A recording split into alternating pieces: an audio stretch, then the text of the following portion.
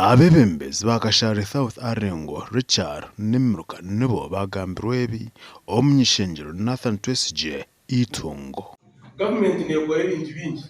konka communication ebire ibintu bigendo misho mutakumanya kabebembezi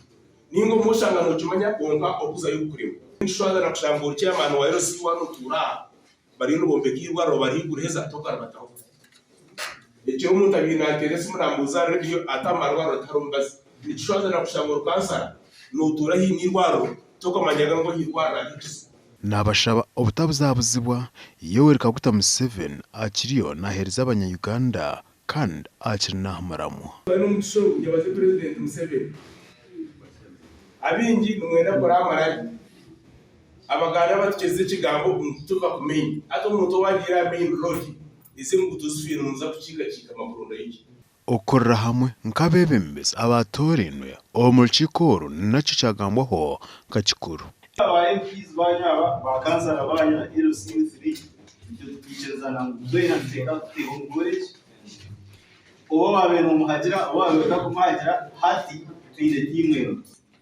enkono kuboza kwa ozitire hamwe ozikomera mu babaja ngo zihende to kwibasa konka wihahe mukagita haribasho kugenda nenda tika mutaki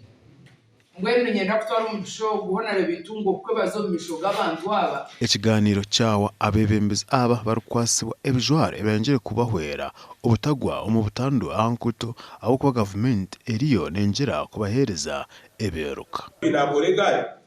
akashiminga ngo wanovuge gari wa motoka yaretwe nyuma yateka mu matara